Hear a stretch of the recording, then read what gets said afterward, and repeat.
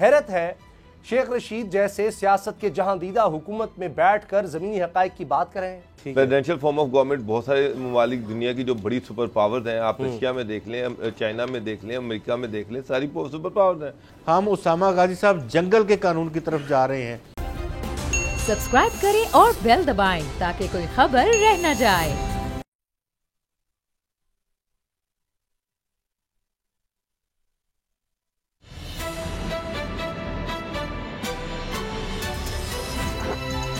اب پتہ چلا. بسم اللہ الرحمن الرحیم. السلام علیکم، میں ہوں محمد اسامہ غازی اور آپ دیکھ رہے ہیں اب پتہ چلا. جب محافظ ہی قاتل بن جائیں تو پھر تباہی کیوں نہ آئے. اس ستم گری کی تازہ مثال کراچی میں سامنے آئی، جہاں ڈکیتی کے دوران نئے نویلے دولہا شاہ رخ کو قتل کرنے والا پولیس اہلکار نکلا. اس سے پہلے کہ معاملے کی مزید گرہیں کھلتی، اس پولیس اہلکار کی مبینہ خودکشی سے راز پھر راز رہ گئے. ہمارا نوحہ یہ ہے کہ یہاں جسے بھی رکھوالی پر بٹھایا جاتا ہے وہی نقب زن بن جاتا ہے. ہمارے ایک دوست سینئر صحافی کا اس پر بڑا خوب تبصرہ ہے کہ یہاں تعلیم کو محکمہ تعلیم سے خطرہ ہے، یہاں کے جنگلات کو محکمہ جنگلات سے خطرہ. امن و امان کے لیے سب سے بڑا خطرہ چور ڈاکو جرائم پیشہ نہیں بلکہ خود قانون کے محافظ ہیں. اور کراچی میں پیش آنے والے واقعے نے اس بات پر مہر تصدیق ثبت کر دی. Opposition leader Sindh assembly Haleem Adil Sheikh نے پولیس افسر ڈاکٹر رضوان کی جرائم پیشہ افراد سے متعلق رپورٹ پر وفاقی وزیر داخلہ سے JIT بنانے کا مطالبہ کر دیا ہے، جس میں پولیس کی ملی بھگت سے سندھ کے بااثر افراد کے جرائم سے پردہ اٹھایا گیا ہے. دیکھتے ہیں کہ وفاقی وزیر داخلہ اس پر JIT بناتے ہیں یا نہیں. فی الوقت شیخ رشید صاحب بھی مہنگائی سے پریشان ہیں. ذرائع کا دعویٰ ہے کہ وفاقی وزیر داخلہ ریٹ لسٹ لے کر کابینہ اجلاس میں وزیر خزانہ شوکت ترین کو ڈھونڈتے رہے. شیخ رشید کا کہنا یہ تھا کہ حکومتی کھلاڑی مہنگائی کو لے کر غلط دعوے کر رہے ہیں، جبکہ حقیقت کچھ اور ہے. حیرت ہے شیخ رشید جیسے سیاست کے جہاں دیدہ حکومت میں بیٹھ کر زمینی حقائق کی بات کر رہے ہیں. نظام کا اصل المیہ یہی تو ہے کہ مسائل کچھ اور ہوتے ہیں، حکمرانوں کو تصویر اور دکھائی جاتی ہے، پھر ان پر مسائل بے دریغ لٹائے جاتے ہیں اور مسائل جوں کے تو رہتے ہیں. آپ دیکھیں کہ اسلام آباد ہراسانی کیس کے مرکزی ملزم کو ساری دنیا پہچانتی ہے، ساری دنیا، لیکن متاثرہ جوڑے کا شناخت سے انکار دراصل نظام کی بے اعتباری پر مہر ہے. تلخ حقیقت یہ ہے کہ لوگوں کو لولا لنگڑا نظام بھی قبول ہے اگر قانون پر عملداری ہو تو. لیکن یہاں تو قانون دل و جان سے طاقتوروں کی جی حضوری میں لگا ہے. ایسے میں تبدیلی کہاں سے آ سکتی ہے؟ شاید اسی لیے سوشل میڈیا پر ایک بار پھر نظام بدلنے کی بحث چھڑی ہے. پارلیمانی نظام کی جگہ صدارتی نظام کی باتیں ہو رہی ہیں، لیکن سوال یہ ہے کہ کیسے؟ اس بحث کو کون چھیڑ رہا ہے؟ اس خواہش کے بارے میں آئین کیا کہتا ہے؟ اسی سے آج پروگرام کا آغاز. بابر ڈوگر صاحب، غلام مرتضیٰ میرے ساتھ ہیں. بابر ڈوگر صاحب، یہ جو صدارتی نظام کی پھر سے بحث چھڑ گئی ہے، اس کی کیا وجہ ہوتی ہے؟ لوگ تنگ آ جاتے ہیں، ان کے مسائل حل نہیں ہو رہے ہوتے، ہر جگہ وہ دیکھتے ہیں کچھ بہتر نہیں، کچھ وہ جو تبدیلی سرکار کا نعرہ تھا وہ تبدیلی بھی کوئی تبدیلی نہیں لا سکی، اس لیے ایک تبدیلی لوگ چاہتے ہیں اور پھر یہ بحث چھڑ جاتی ہے. اسامہ صاحب، جب کوئی گورنمنٹ ڈیلیور کرنے میں فیل ہو جاتی ہے تو پھر عام ایک تاثر یہ ملتا ہے کہ شاید یہ نظام ٹھیک نہیں ہے اور اس نظام میں ڈیلیوری پاسبل نہیں ہے. اس سسٹم کے اندر رہ کر جو سٹیک ہولڈرز ہیں وہ اتنے زیادہ ہیں کہ وہ ڈیلیوری ہو نہیں سکتی. لیکن یہ جو صدارتی نظام کی بحث ہے، میں سب سے اہم سوال تو یہ ہے کہ یہ صدارتی نظام کی کیا ہمارے آئین میں کوئی پروویژن ہے؟ صدارتی نظام کس طرح سے آ سکتا ہے؟ اسامہ صاحب، ہمارا جو آئین ایگزسٹ کرتا ہے اس میں تو صدارتی پریزیڈنشل فارم آف گورنمنٹ کی کوئی پروویژن موجود ہی نہیں ہے. آپ کو اس میں آئین تبدیل کرنا پڑے گا، بلکہ وہ ایک لیجسلیٹو اسمبلی ہوگی جو اس کو کر سکے گی. میرا تو خیال ہے کہ یہ کر بھی نہیں سکتی، 2/3 میجورٹی تو یہاں پر ہے ہی نہیں ہے. اگر بات یہ بھی ایمرجنسی بھی کی جا رہی ہے کہ 3 مہینے کے لیے ایمرجنسی لگا دی جائے گی، سارا سسٹم جو ہے وہ ایک پریزیڈنشل فارم آف گورنمنٹ کی طرف چلا جائے گا. میں آئین کو دیکھ رہا، آئین کی جو آرٹیکل 232 ہے اس میں ایمرجنسی کے نفاذ کی بات ہے کہ پریزیڈنٹ جو ہے وہ ملک میں 3 مہینے کے لیے ایمرجنسی نافذ کر سکتا ہے، بشرطیہ کہ کوئی سیریس ایکسٹرنل تھریٹ ہو یا انٹرنل تھریٹ ہو جس کا مقابلہ کرنا پروونشل گورنمنٹ یا گورنمنٹ کے بس میں نہ ہو، تو ایسی صورت میں ایمرجنسی لگائی جا سکتی ہے. لیکن اس ایمرجنسی کو 1 مہینے کے اندر آپ نے نیشنل اسمبلی کے اور سینٹ ان دونوں سے اس کو منظور کروانا ہے. صحیح. تو اسامہ صاحب ایمرجنسی کا نفاذ جو ہے مجھے تو وہ بھی ممکن نظر نہیں آتا. پہلی بات تو یہ آپ کو ثابت کرنا پڑے گا کہ کوئی سیریس انٹرنل یا ایکسٹرنل اول تو ایمرجنسی لگانا، پھر ایمرجنسی میں ایسی قانون سازی کرنا جو آئین کی سے متصادم، آئین میں اس کی گنجائش نہیں ہے، بڑی عجیب بات لگتی ہے. بلاول بھٹو نے ایک اور خطرے کی نشاندہی کر دی ہے اس سے بھی بڑھ کر. یعنی آئین تو ظاہر ہے کہ ایک مقدس دستاویز ضرور ہے، لیکن اس سے بھی بڑھ کر انہوں نے کیا خطرہ ظاہر کیا ہے، ذرا دیکھیے. اچھا، اب یہ الزام جا رہا ہے حکومت پر کہ جی وہ ڈسٹریکٹ کر رہے ہیں، دھیان ہٹانا چاہ رہے ہیں، لیکن حکومت کیا کہتی ہے، شاہ محمود قریشی صاحب کیا کہہ رہے ہیں، وزیر خارجہ ہیں وہ بھی آپ کو دکھائیں گے، اور شاہد خان عباسی سابق وزیر اعظم وہ کیا کہتے ہیں، خواجہ آصف صاحب نے کیا کہا ہے وہ بھی دکھائیں گے. لیکن غلام مفتی صاحب، یہ صدارتی نظام کے بارے میں بلاول صاحب کی بات سنی تو وہ تو ڈکٹیٹرشپ آئی. کبھی صدارتی نظام ملک میں اس طرح سے نہیں آیا، ڈکٹیٹر آیا. اگر پرویز مشرف کی بات کریں تو تب بھی وہ تو پارلیمانی نظام لے کر آئے تھے، اس وقت بھی وزیر اعظم تھے. تو کیا واقعی صدارتی نظام اتنا خطرناک ہے؟ یہ فرق اتنا خوفناک کیوں ہے؟ دیکھیے، سب سے پہلے تو ہم آئین پاکستان کی اگر بات کرتے ہیں تو آئین پاکستان میں کہیں کوئی گنجائش ایسی موجود نہیں ہے جس کے ذریعے سے ہم صدارتی نظام کو نافذ کر سکیں. بالکل صحیح. دوسری بات یہ ہے کہ اگر کوئی بھی شخص یہاں پہ صدارتی نظام کے نفاذ کی بات کرتا ہے، میرے خیال میں وہ پارلیمانی جو نظام ہے اس سے وہ متنفر اپنے تئیں ہو سکتا ہے، لیکن اس کو اس کے جو کام کیے جانے والے ہیں، جو کام نہیں کیے جا سکتے، اس کا اندازہ نہیں ہے. اس آئین کو اگر لپیٹ دیا جائے جس طرح سے اس سے پہلے سابق صدر ایوب خان نے کیا ہے، اس کو آئین کو ہیلڈ ان ابائس کر دیا تھا، اور اس کے بعد وہ ترمیم لائے، اور اس ترمیم کے ذریعے سے وہ صدارتی نظام ہی ملک میں رائج تھا، اور ون اینڈ اونلی انہوں نے اپنے طور پہ اس نظام کو چلایا. اسی طرح سے اگر آپ ضیاء الحق صاحب کو دیکھیں، اس میں پارلیمانی سیٹ اپ لایا تو ضرور گیا، شورا بنائی گئی تھی، اور جس طرح سے شورا بنائی گئی سب کو پتہ ہے کہ کون کون سے لوگ کہاں سے چن کے اس کی شورا جو ہے وہ کمپلیٹ پہلی شورا بنائی گئی. پھر اس کے بعد اس کے انتخابات بھی ہوئے 87-86 میں. تو یہ ساری صورتحال، اور پھر مشرف صاحب کا دور دیکھیں، ان کا 2227 جو انہوں نے وہ ایمرجنسی کے بعد ایمرجنسی پلس، اور پھر اس میں آئین میں امینڈمنٹ کی جس کا لیگل کور بھی انہیں فراہم کر دی گیا سپریم کورٹ آف پاکستان کی جانب سے. تو وہ بھی ہول سول ہر طرح کا اختیار رکھتے تھے. آپ اگر اس ہماری تاریخ کو دیکھیں تو 35-40 سال تک پاکستان میں آلموسٹ اسی طرح کا نظام رہا ہے جس کو ہم صدارتی نظام، یعنی کہ ایک مرتکز اختیارات ایک شخص میں، وہ بھی کچھ نہیں کر سکے، بلکہ ان کی ترقی معکوس ہوئی ان کے دور میں بھی. اور یہ جو ہمارے حکمران ہیں یہ بھی اسی طرح کی صورتحال ہے. اصل پرابلم یہ نہیں ہے کہ پارلیمانی نظام ہوگا یا صدارتی نظام ہوگا، ہمیں کوئی لیڈرشپ ابھی تک نظر نہیں آ رہی کسی بھی لحاظ سے جو پاکستان کو ایٹ لیسٹ 25-30 سال. مسئلہ یہ ہے کہ لوگ لیڈرشپ سے مایوس ہو رہے ہیں. اچھا چلیں، اب لیڈرشپ کی بات ہوتی ہے تو یا تو حکومت ہے لیڈرشپ میں یا پھر اپوزیشن ہے. اپوزیشن کی بات کرتے ہیں، بلاول بھٹو کی آپ نے بات سن لی. شاہد خان عباسی صاحب سابق وزیر اعظم ہیں، خود بھی پارلیمانی نظام کا حصہ تھے، تو وہ دیکھتے ہیں کہ کیا کہہ رہے ہیں. باور صاحب، آپ کو بھی لگتا ہے کہ اتنا ہی خطرناک ہے صدارتی نظام کی کوشش بھی اگر کی جاتی ہے تو ملک ٹوٹ جائے گا، یا آئینی طور پر جس طرح ایک دور میں نواز شریف صاحب کے پاس 2/3 میجورٹی آ گئی تھی تو وہ جس طرح امیر المومنین بننا چاہتے، اگر اس طرح کا کچھ کوئی آ کر لے، اتنی زیادہ میجورٹی لے آئے اور پھر پہلے لوگوں کو اعتماد میں لے کہ جی آپ مجھے ووٹ کریں، اتنا ووٹ دیں کہ ہم پھر صدارتی نظام لائیں، اگر آپ چاہتے ہیں تو ہم 2/3 میجورٹی کے ساتھ آگے تو ہم آئین بدل دیں گے. اسامہ صاحب، دنیا میں بہت سارے ایسے ملک ہیں جہاں پر صدارتی نظام ہے، جیسے چائنا ہے، امریکہ ہے، بہت سارے ممالک میں صدارتی نظام ہے، فرانس ہے، لیکن الٹیمیٹلی صدر جو ہے وہ بھی ایک الیکٹورل پروسیس کے ذریعے سے بنتا ہے. جی.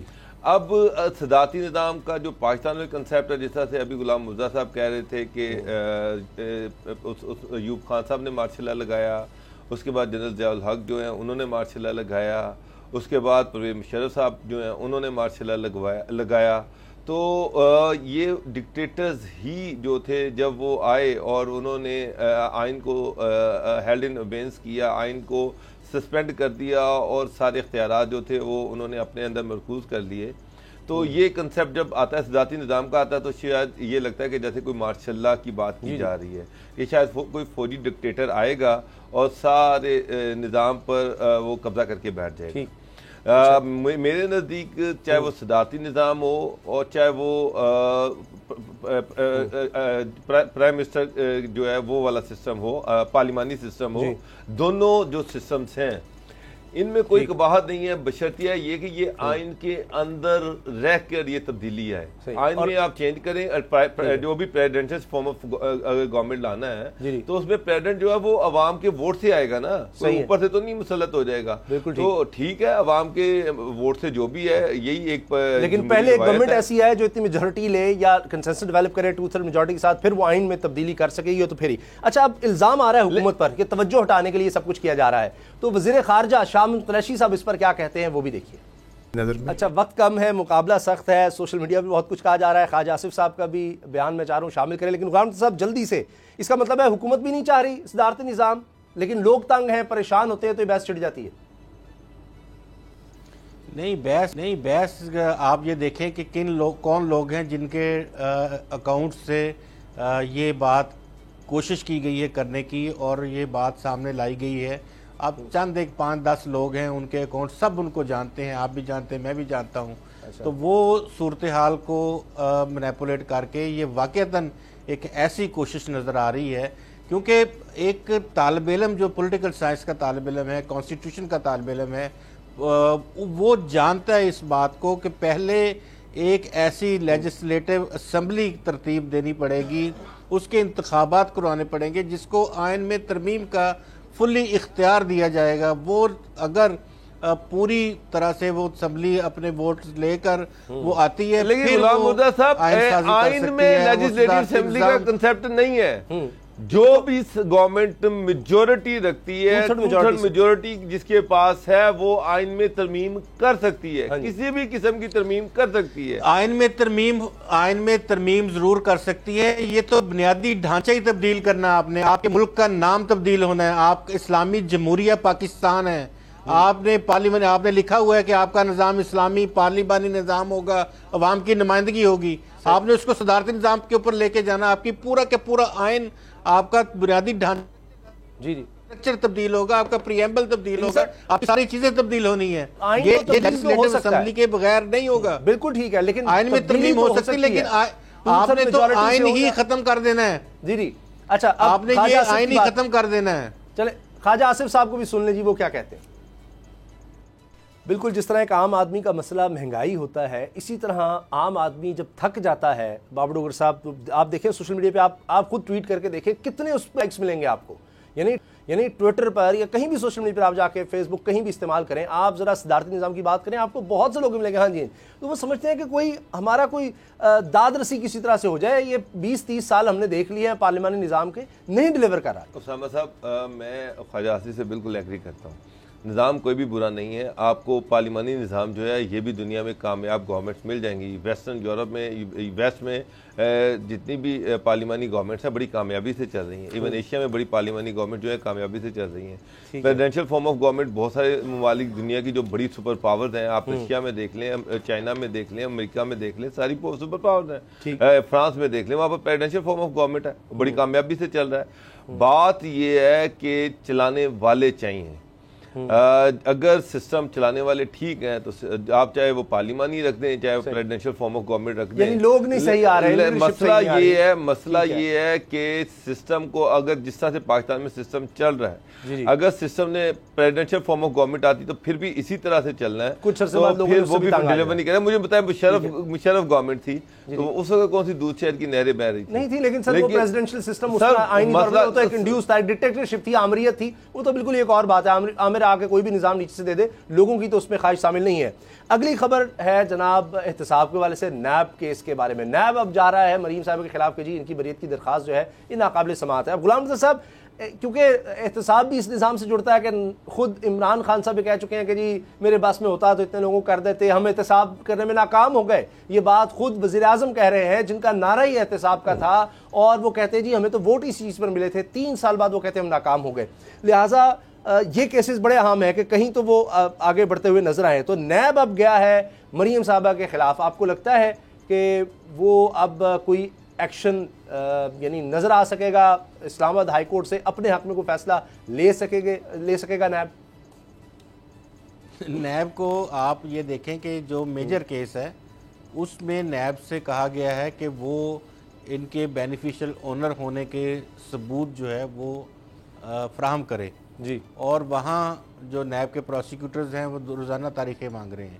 پہلے کہہ رہے تھے بڑی جلدی تھی کہ یہ لگایا جائے, انہی کی درخواست کے اوپر اس کیس کی سماعت ذرا زیادہ تیزی سے شروع ہوئی, لیکن اس کے باوجود وہ وہاں پہ نہ شواہد پیش کر رہے ہیں, نہ ان کے پاس شاید ہوں گے یا جان بوجھ کے نہیں کر رہے. تو نیب تو اپنا میجر کیس ہارنے کے قریب ہے, وہ اب اس طرح کی درخواستیں دے کے اور لنگر آن کرے گا, ٹائم بائی کرنے کی کوشش کر رہا ہے. نیب کے پاس تو اگر یہ تمام چیزیں موجود ہیں, ان کو میجر کیس کے اوپر فوکس کرنا چاہیے تھا. انہوں نے تو درخواست دائر کر رکھی ہے کہ انہیں بالکل بری کیا جائے اس کیس سے, کیونکہ ان کا لینا دینا نہیں ہے. سرکاری کوئی اتھارٹی انہوں نے استعمال نہیں کی, اور سرکاری اتھارٹی کیونکہ سرکاری خزانے کو کوئی نقصان نہیں پہنچا تو نیب کی ڈومین بھی نہیں بنتی کسی طرح سے بھی. یہ خاندانی لین دین اور بہت ساری چیزیں سوالات ہیں, تو وہاں پروسیکیوشن جو ہے وہ تو جواب دے نہیں پا رہی. یہ آگے اس طرح کے جو کام ہیں اس میں جا کے کدھر وہ ان کو سزا کروائیں گے اور وہاں سے فیصلہ لیں گے اسلام آباد ہائی کورٹ سے. تو یہ جو وزیر اعظم کہہ رہے ہیں کہ میں احتساب میں فیل ہو گیا, یہ فیلئر نہیں ہے. اچھا, یہ تھے ہی نہیں, پہلے دن سے آپ مخلص نہیں تھے احتساب کرنے میں. اگر آپ مخلص ہوتے تو آپ بیانات جاری نہ کرتے, آپ نیب کے ذریعے لوگوں پکڑیاں نہ اچھالتے. جو لوگ سیاسی پارٹیوں کے آپ کے ساتھ آ گئے ان کا احتساب آپ نے کہا نہیں ہوگا, اور جو صرف ایک دو لوگوں کے پیچھے آپ پڑ گئے, تو وہ الٹیمیٹلی دنیا کو آنکھیں ہیں, کان رکھتے ہیں, لوگ سنتے ہیں, اخبارات پڑھتے ہیں, ٹیلی ویژن کے شو دیکھتے ہیں, لوگوں کو پتہ ہے کہ یہ آپ وکٹمائزیشن کر رہے ہیں. اتنا بڑا پاناما کیس آیا, آج آپ دیکھ لیجئے جہانگیر ترین کہاں ہے, پاناما کیس میں آپ دیکھیے ان کو کس طرح سے سائیڈ لائن کیا گیا. یہ احتساب کی وجہ سے ہی تھا. علیم خان صاحب کیس بھگت رہے ہیں, بابر اعوان صاحب ہیں, اعظم سواتی ہیں, ایک لمبی فہرست ہے, زلفی بخاری کا بھی نام آتا ہے. جی چلیں سر بتائیں, میری بات سن لیں. جو وزیر اعلیٰ پنجاب بننے کے اہل تھے ان کو پتہ تھا کہ وہاں پہ کچھ وہ کر سکتے ہیں علیم خان صاحب, ان کو انہوں نے ادھر سے آگے پیچھے کر دیا ہے. اور آپ کو پتہ ہے کہ ان دنوں میں ان کی بات چل رہی تھی اور ان کو وزیر اعلیٰ پنجاب بنانا چاہ رہے تھے, لیکن وہ انہوں نے کہا کہ ان کے اوپر نیب کو پکڑو اس کو. اور دوسری طرف یہ ڈر تھا کہ کہیں میری سیٹ نہ چلی جائے, تو عمران خان نااہل ہوئے. اگر اپنے لوگوں کا احتساب کرتے ہیں تو اس کا مطلب یہ ہے کہ وہ ان سے تھریٹنڈ فیل کرتے ہیں, اس وجہ سے ان کے پیچھے جانے دیتے ہیں نیب کو یا کسی بھی ادارے کو. بابر ڈوگر صاحب, اگر احتساب کرنا ہے تو عامر کیانی کا احتساب کریں جس نے 450 ارب روپیہ ادویات میں کھایا ہے. 450 روپیہ جس نے ادویات میں کھایا ہے, نیب کو کرنا چاہیے, بالکل کرنا چاہیے. اس پہ سر کیوں اپوزیشن خاموش ہے؟ جائے نیب کے پاس درخواست دے اور نیب کو اس پہ پروسیڈ کرنا چاہیے, اور اگر نہیں کرتی تو بتائے کہ جی ہم پر حکومت کا پریشر ہے, ضرور آنا چاہیے, عدالت میں جانا چاہیے لوگوں کو. مجھے بتائیں بابر ڈوگر صاحب کہ بابر اعوان صاحب نے یہ کہا ہے کہ جی نیب جا رہا ہے, مریم صاحبہ کی درخواست ضمانت بھی خارج کروانی چاہیے, اس کے خلاف گئے ہیں کہ وہ تو انہوں نے تیمارداری کے لیے درخواست یعنی ضمانت لی تھی, وہ جس کی تیمارداری کرنی تھی ان کے والد صاحب تو ملک سے باہر چلے گئے ہوئے ہیں, نہ کوئی تیمارداری نہ کوئی علاج, تو وہ بھی بنیاد ختم ہو جاتی ہے. دوسری طرف یہ بریت کی درخواست کے خلاف بھی وہ گئے ہیں, تو لگتا ہے کہ جیسے کوئی گھیرا تنگ کرنے کی کوشش ہے. کہیں شیخ رشید صاحب مل رہے ہیں برٹش ہائی کمشنر سے اور معاملات آگے بڑھ رہے ہیں کہ جی ایکسٹریڈیشن ٹریٹی بس سائن کرنے کے قریب ہے, معاملات طے ہو گئے ہیں, اور دونوں طرف سے جلدی بڑی ہے, برطانیہ کو بھی پاکستان کو بھی. اسامہ صاحب, جب سے یہ D G I S A والا ایشو ہوا ہے اس کے بعد آپ دیکھیں کہ مریم کو کی بریت کو تو اب 3 سال گزر چکے ہیں. 3 سال کے بعد ان کو یاد آیا کہ جناب وہ تو میاں صاحب تو باہر چلے گئے تھے اور یہ جناب ان کی تیمارداری کے لیے ان کو بیل ملی تھی, اور اب یہ 3 سال کے بعد. اس کا مطلب یہ ہے کہ گورنمنٹ فرسٹریشن کا شکار ہے, گورنمنٹ پریشان ہے, خاص طور پہ D G I S A والے ایشو کے بعد. وہ جو 1 پیج والی بات تھی, لگ رہا ہے کہ وہ 1 پیج والی بات اب ہے نہیں ہے, اور اسی لیے جو سب سے زیادہ خوفزدہ ہے گورنمنٹ وہ پی ایم ایل این سے ہے. کبھی وہ بات کرتے ہیں کہ 4 بندے ڈیل کر رہے ہیں, شریف کو مائنس کیا جا رہا ہے, کبھی وہ کہتے ہیں کہ جناب نواز شریف جو ہے وہ پاکستان آ رہے ہیں, کبھی وہ کہتے ہیں کہ ان کو پاکستان لایا جائے گا, کبھی وہ شہباز شریف کے پیچھے پڑ جاتے ہیں. اب آپ دیکھیں آصف علی زرداری کے خلاف کوئی سٹیٹمنٹ نہیں آتا, بلاول بھٹو کے حوالے سے کوئی سٹیٹمنٹ نہیں آتا, سارا خوف جو ہے وہ پی ایم ایل این کا ہے. لگ رہا ہے کہ گورنمنٹ جو ہے وہ نروس ہے اور انڈر پریشر ہے, پہلی بات. جی دوسری بات جو ہے, جو آپ نے نیب کی بات کی ہے اسامہ صاحب, میری اطلاع یہ ہے کہ عمران خان صاحب جو ہے وہ شہزاد اکبر سے بھی شدید ناراض ہیں. اچھا, اور کوئی پتہ نہیں کہ ان کو تبدیل کر دیا جائے. لے سر یہ بریکنگ نیوز دے رہے ہیں آپ. اس کی وجہ یہ ہے کہ مشیر احتساب سے ناراض ہو گئے. اکبر صاحب جو ہے وہ 4 سال سے ایمرجنٹ بھیج رہے تھے کہ جناب ہم نے یہ پیسہ باہر آ رہا ہے, پکڑے جائیں گے, یہ ہو جائے گا, وہ ہو جائے گا, لیکن ابھی تک بابر صاحب نے بریکنگ نیوز دے دی ہے. یہ اسی بریکنگ نیوز پر ایک بریک لیتے ہیں اور بریک کے بعد بات کریں گے. کورونا کی خطرناک صورتحال ہے, ملک میں کیا سوچا جا رہا ہے اس بارے میں, تعلیمی اداروں کے بارے میں کیا سوچا جا رہا ہے. بریک کے بعد بات کرتے ہیں.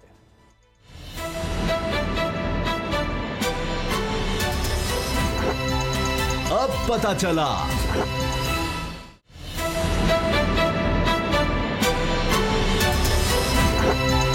اب پتہ چلا. اب پھر این سی او سی کو سوچنا پڑ رہا ہے کہ کس کس طرح کی پابندیاں لگانے کی ضرورت ہے. اسمارٹ لاک ڈاؤن کی بات ہو رہی ہے. وہ شہر, وہ علاقے جہاں پر 10% سے زیادہ شرح ہے اس وبا کے پھیلنے کی, وہاں پر انڈور تقریبات پر پابندی. جہاں کم ہے وہاں پر انڈور تقریبات پر اس طرح سے پابندی کہ جی 300 سے زیادہ لوگ نہ ہوں, اور کچھ جگہوں پر جی آؤٹ ڈور صرف ہوں گی, جس طرح میں نے عرض کیا کہ جی 10% سے زیادہ جہاں پر شرح ہو گئی ہے. سکولز بند کرنے کی بات ہو رہی ہے, تعلیمی ادارے بند کرنے کی بات ہو رہی ہے, لیکن مسئلہ یہ ہے کہ بچوں کا پہلے ہی بہت زیادہ نقصان ہو چکا ہے.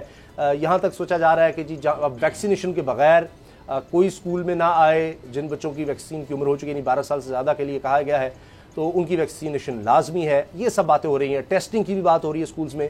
تو اس وقت ہم دیکھ رہے ہیں خاص طور پہ بڑے شہروں میں, کیونکہ آبادی زیادہ ہوتی ہے, وہاں پھر بھی زیادہ بات پھیلتی ہے, لوگ زیادہ اویئر ہوتے ہیں, تو وہاں پر صورتحال بہت زیادہ خطرناک نظر آ رہی ہے. لیکن پہلے بھی ہم نے دیکھا تھا کہ شاید دیہات میں اتنا پتہ نہیں چلتا, ورنہ لگتا ہے کہ پورے ملک میں ایک دفعہ سے پھر یہ نئی لہر ہے اور یہ بڑی خطرناک اور خوفناک نظر آ رہی ہے. غلام رضا صاحب, ہر طرف سے بات سامنے آ رہی ہے کہ جی پریشر بڑھ رہا ہے. ابھی میں دیکھ رہا تھا جی سندھ حکومت کہہ رہی ہے کہ جی ان کے ہاسپٹلس پر پریشر بڑھ رہا ہے, پنجاب میں بھی اسی طرح سے صورتحال ہے. تو یہ ویکسینیشن کے باوجود یہ حال ہے. اگر ویکسینیشن نہ ہوتی تو پتہ نہیں کتنی تباہی ہوتی ہے. ابھی بوسٹر ڈوزز کی بھی بات ہو رہی ہے, لیکن کیا لوگ تھک چکے ہیں, اس طرح ہم پابندیاں نہیں کر رہے؟ بہت سارے لوگ جو ہیں وہ پابندی نہیں کر رہے تھے ماسک کی اور جو ایس او پیز ہیں اس کی, جس کی وجہ سے ابھی دوبارہ یہ جو اومیکرون ہے اس کی بلکہ جو سپریڈ ہونے کا ریٹ ہے اس کا بہت زیادہ ہے. یہ ایسے ہی ہے کہ اگر ایک آفس میں کسی ایک شخص کو ہوتا ہے اور وہ آفس آ جائے تو تقریباً جس جگہ وہ بیٹھے گا وہ آلموسٹ تمام کے تمام لوگوں کو انوالو کر لے گا اس میں. جس طرح ڈاکٹرز بھی بتا رہے ہیں سینٹرٹی اس کی بہت زیادہ نہیں ہے, لیکن 4-5 دن ضرور رگڑا لگاتا ہے. بخار, نزلہ, زکام اور گلے کی خرابی, یہ تمام چیزیں اس میں شامل ہیں. تو شرح بہت زیادہ بڑھ گئی. کراچی میں بھی ہم نے دیکھا کہ وہ 37-38% تک چلی گئی ہے. اسی طرح سے لاہور میں بھی کافی زیادہ ہے. تو این سی او سی نے جو آج فیصلے کیے ہیں وہ تو چھوٹے بچوں کو تو یہ کہا گیا ہے کہ وہ آنے والے دنوں میں وہاں پہ اے بی گروپ بنائے جائیں, آدھی حاضری جو ہے اس کو یقینی بنایا جائے, 50% بچوں کو بلایا جائے, اور یہ 1 سے 5th کلاس تک کے بچوں کے لیے یہ ہے. پھر 6 سے 8 تک کے لیے بھی یہ کہا گیا ہے کہ ان کی بھی اگر وہاں پہ ویکسینیشن ان کی نہیں ہوئی ہے تو ان کو بھی آپ جن شہروں میں 10% سے زیادہ شرح انکریز ہو گئی ہے ان کو 50% حاضری پہ لایا جائے. اب ظاہر ہے جس طرح سے آپ نے کہا کہ بہت نقصان ہوا بچوں کا 2019 سے آنورڈ, 19, 20, 21, اب 22 شروع ہو گیا ہے. بچے جو ہیں تو بالکل اپنے تعلیم سے بالکل فارغ ہو چکے ہیں. اب ان کو نہیں سمجھ آ رہی, بچوں کو بھی نہ ان کے رزلٹس ہیں, نہ اب وہ موڈ بھی نہیں رہا بچوں کا پڑھنے پڑھانے کا, اور اتنا شدید نقصان اس طرح سے. اور جس طرح کاروباری لوگ ہیں ان کا بھی اسی طرح سے حال ہے. ابھی جس طرح یہ لہر بڑھ رہی ہے, اگر خدا نہ خواستہ یہ فردر یہ زیادہ شہروں میں اگر جاتی ہے تو یقینی طور پہ ہمیں لاک ڈاؤن کی طرف جانا ہوگا. اور این سی او سی اس کے اوپر سوچ رہی ہے کہ کراچی اور دیگر جو بڑے شہر ہیں جہاں پہ 30-35% سے زیادہ پرسنٹیج جو چلی گئی ہے, تو وہاں پہ جو سمارٹ لاک ڈاؤن ہے اس کی پالیسی اپنائی جائے. اور اسلام آباد میں تقریباً 20-25 سکول جو ہیں I M C B, I M C G, وہ بند کر دیے گئے ہیں اسی وجہ سے کہ وہاں ان سکولز میں کرونا کیسز جو ہیں وہ آ رہے تھے. تو باقی سکولز جو ہیں وہاں پہ بھی ٹیسٹنگ کے لیے کہا گیا ہے کہ ان کو ٹیسٹنگ کروائی جائے, چیک کیا جائے. تو اسلام آباد میں بھی کل سے فردر ٹیسٹنگ کا عمل شروع ہو جائے گا. اور مزید یہ نظر آ رہا ہے کہ اگر ہم نے ایس او پیز کی خلاف ورزی اسی طرح جاری رکھی اور سینیٹائزر اور اپنا ماسک جو ہے وہ نہ پہنا تو پھر یہ کام اور فردر جو ہے وہ بڑھ سکتا ہے اور نقصان بھی اس سے ہو رہا ہے. ایسی بات نہیں ہے کہ اموات نہیں ہو رہی ہیں, لوگوں کی اموات بھی ہو رہی ہیں. ایسا ہی ہے ڈاکٹرز جو ہیں ان کی خبریں آ رہی ہیں کہ پھر کئی ڈاکٹرز ہیں, پیرامیڈیکل سٹاف ہے جن کا انتقال ہو رہا ہے کیونکہ وہ زیادہ ایکسپوز بعض اوقات لگتا ہے کہ ہو جاتے ہیں اس طرح وبا کی وجہ سے. لیکن بابر ڈوگر صاحب یہ پہلے کہہ دیا گیا تھا جی اومیکرون تو آئے گا پاکستان میں, وہ ہم دیکھ رہے ہیں اور بڑی تیزی سے پھیل رہا ہے. اب یعنی اتنی زیادہ تعداد ہم دیکھ رہے ہیں اتنے مہینوں کے بعد, آلموسٹ کوئی شاید آپ یہ کہہ لیں کہ شاید سال کے بعد وہ صورتحال میں نظر آ رہی ہے تقریباً, ہم یہ کہہ سکتے ہیں.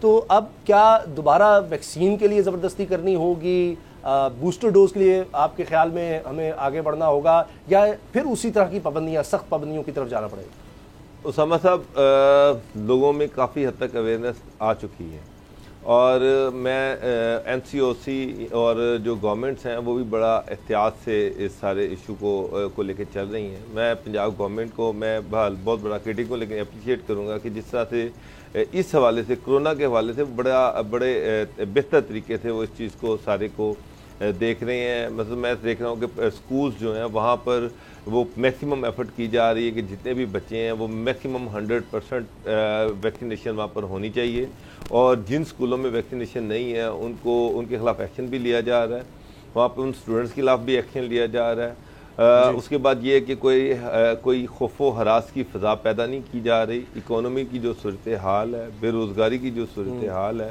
اس میں یہ ہے کہ اس سارے چکر میں اکانومی کا جو پہیہ وہ چلنا چاہیے, تو وہ بھی فوکس ہے. اور جس طرح سے مال دکانیں ہیں, اصل چیز صرف اتنی ہے کہ تھوڑی سی احتیاط, کہ مالز میں دیکھ رہا ہوں کہ کہیں کہیں ایسی جگہ بھی ہیں جہاں پر بغیر ماسک کے لوگ اندر چلے جاتے ہیں, لیکن وہاں پر تھوڑی سی سختی کی ضرورت ہے. ادروائز چیزیں صحیح ڈائریکشن میں لے کے جائی جا رہی ہیں, اور مجھے تو کوئی ایسی چیز نظر نہیں آ رہی کہ اس کا وہ جو پھیلاؤ ہے وہ پہلے کی طرح ہوگا, کیونکہ لوگوں میں اویئرنیس ہے, ماسک کا استعمال ہو رہا ہے, بوسٹر ڈوزز کی طرف لوگ خود جا رہے ہیں. ہم دیکھ رہے ہیں کہ ایک بالکل وبا کی کیفیت ہے, یعنی نزلہ, زکام, کھانسی, یہ بہت زیادہ لوگوں کو دو چیزیں ساتھ ساتھ چل رہی ہیں. انفارچونیٹلی سردی کی شدید لہر ہے, اس سردی کی شدید لہر کی وجہ سے لوگ جو ہیں وہ اس طرح سے اپنے آپ کو سردی کے, جس طرح سردی ہے اس طرح سے اپنے آپ کو کور اپ نہیں کر رہے. کھانسی, زکام, بخار جو ہے وہ ایک علیحدہ سے ایک وائرل چل رہی ہے, اور اس کے ساتھ ساتھ کرونا بھی ہے, لیکن وہ وائرل اور اس میں دونوں چیزیں ڈفرینٹ ہیں. تو اس کو ایک طرح سے ٹریٹ نہ کیا جائے, یہ دونوں ڈفرینٹ چیزیں ہیں. لیکن کرونا کے حوالے سے گورنمنٹ جو سٹیپس لے رہی ہے میں تو اس سے مطمئن ہوں.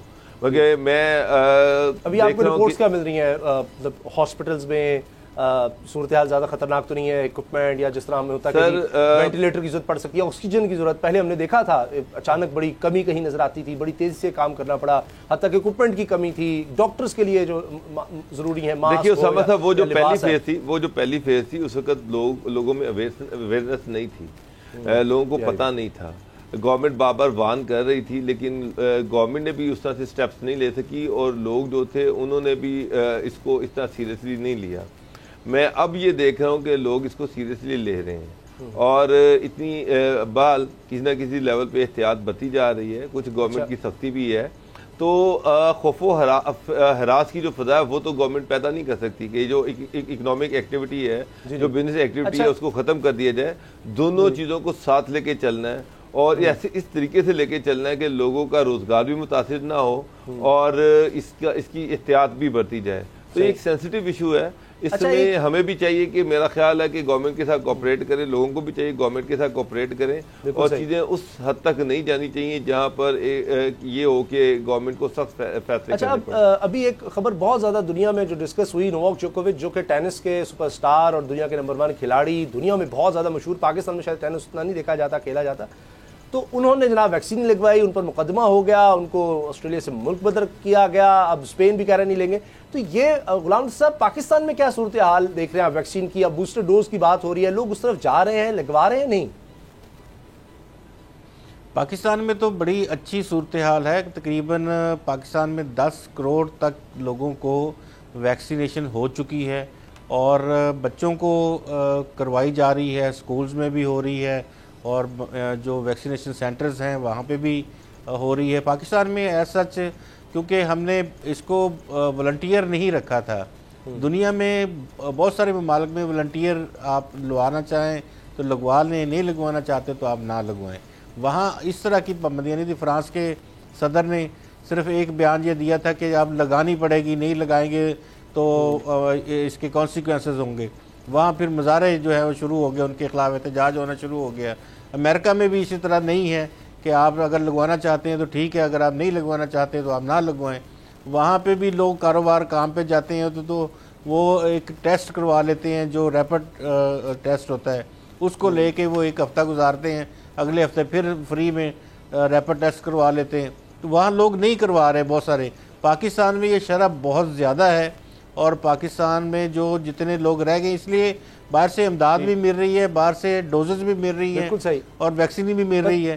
تو لوگ جو ہیں پہلے بھی پاکستان کو اسی کو بڑا سراہا گیا ہے. اب ضرورت اسی چیز کی ہے کہ ہر کوئی اس میں، تاکہ یہ جو اب نئی لہر آئی ہے اس سے بھی بچا جا سکے. بریک لیتے ہیں اور بریک کے بعد بات کریں گے اسلام آباد تشدد اور ہراسانی کیس، جس میں ایک عجیب و غریب موڑ آیا ہے کہ وہ متاثرہ لڑکا اور لڑکی کہہ رہے ہیں جی نہ تو ویڈیو میں ہم ہیں نہ یہ ملزمان وہ ہیں. یہ کیسے ہو گیا، کیوں ہوا کہ ہم نے دیکھا کہ ایک سماعت میں جج صاحب کو بھی وارنٹ گرفتاری بھی جاری کرنے پڑے انہی متاثر لڑکے لڑکی کے. بریک کے بعد بات کرتے ہیں.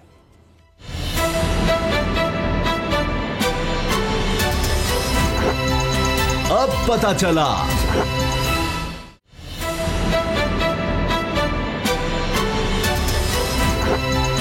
अब पता चला। اسلام آباد جنسی تشدد ہراسانی کیس عجیب و غریب رخ اختیار کر گیا ہے، کیونکہ متاثرہ لڑکا اور لڑکی نے نہ صرف ملزمان کو پہچاننے سے انکار کیا، بلکہ اب تو وہ یہ کہہ رہے ہیں کہ جی اس ویڈیو میں ہم بھی نہیں ہیں. اور عجیب و غریب بات کہ جی جس طرح پہلے دیکھا گیا کہ متاثرہ لڑکی نے اور لڑکے نے بھی بیان الفی جمع کروا دیا کہ جی ہم سے تو یہ جو بیان ہیں یہ کوئی سادے کاغذ پر لیے گئے ہیں اور پولیس نے سارا کیس بنایا ہے، ہم اس کے بارے میں کچھ پیروی نہیں کرنا چاہتے اور اس کیس سے لینا دینے کوئی نہیں ہے، نہ ملزمان کا کوئی قصور ہے، جو لوگ نظر آ رہے ہیں نہیں انہوں نے ہمارے ساتھ کچھ نہیں کیا.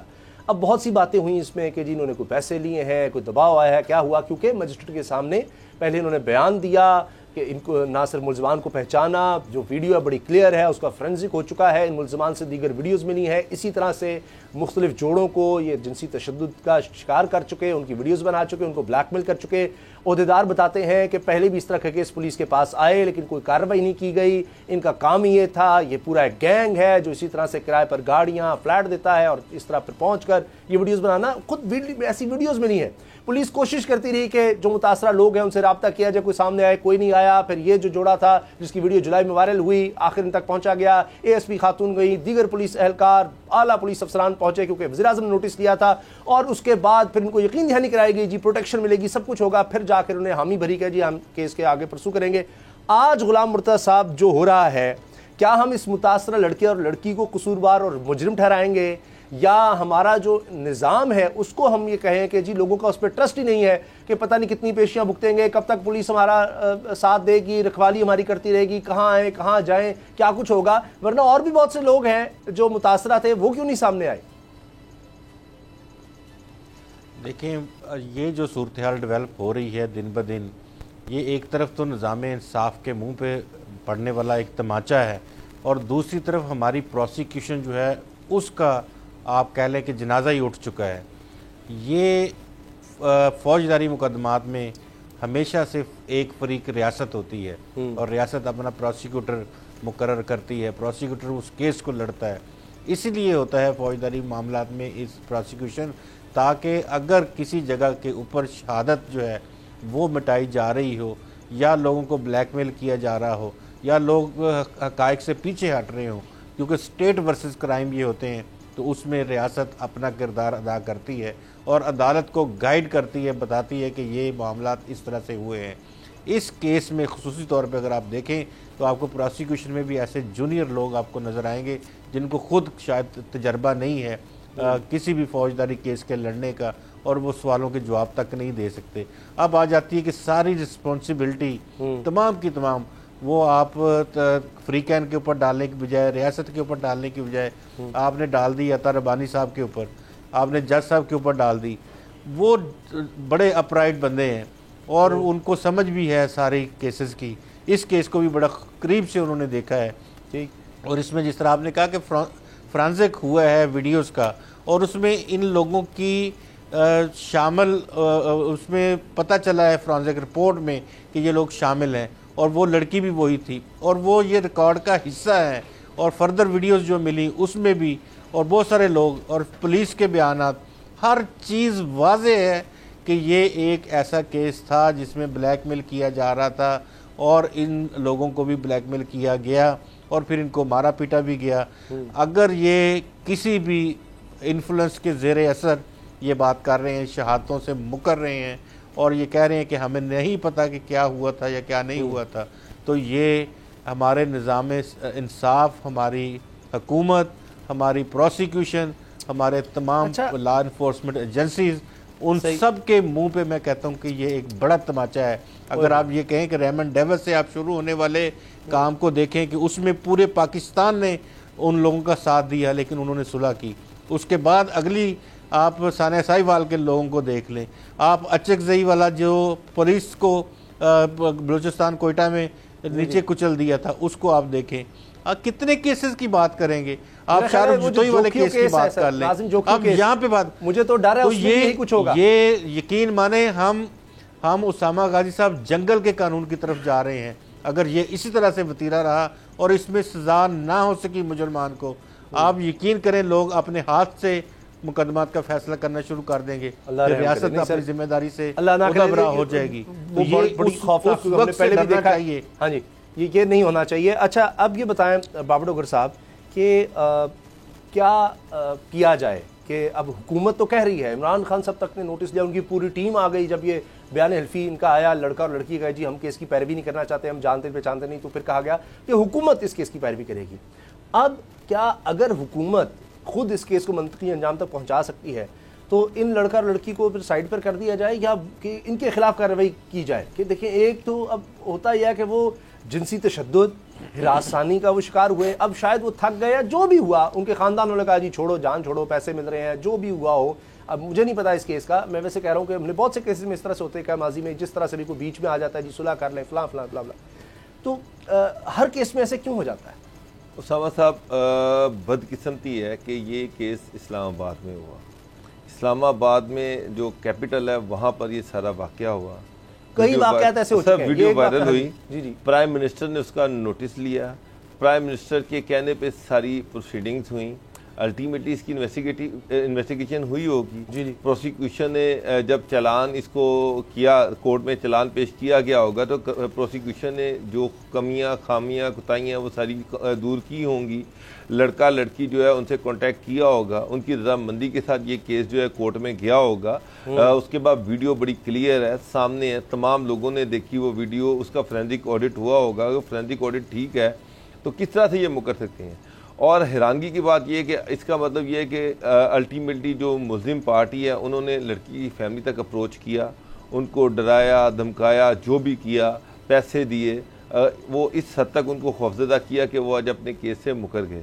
تو اگر اس سارے شواہد کے باوجود یہ ملزم بچ نکلتا ہے ایسے کیس میں جس کا نوٹس پرائم منسٹر نے لیا ہوا ہے، اگر اس میں پوری سٹیٹ اس ملزم کو نہیں پکڑ سکتی اور اس کو سزا نہیں دے سکتی تو آپ سوچیں کہ کل یہ کیا کرے گا؟ سر یہ پہلے کہتا رہا ہے صحافیوں کو ہوگا، اس سے مرشد آ رہا ہے، عزت کس طرح سے بچے گی؟ کوئی نہیں مجھے کچھ بگاڑ سکتا ہے، اس کی پہلے وہ تو میڈیا کو پہلے دھمکیاں دے رہا ہے، اور اس کے ساتھی کچھ مفرور ہیں جو آج تک پکڑے نہیں گئے۔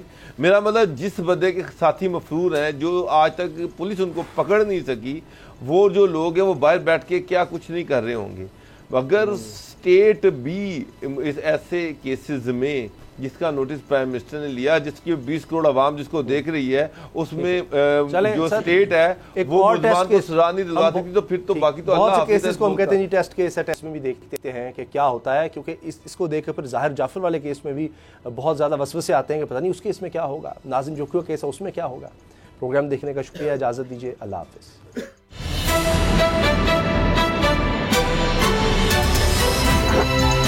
اب پتہ چلا۔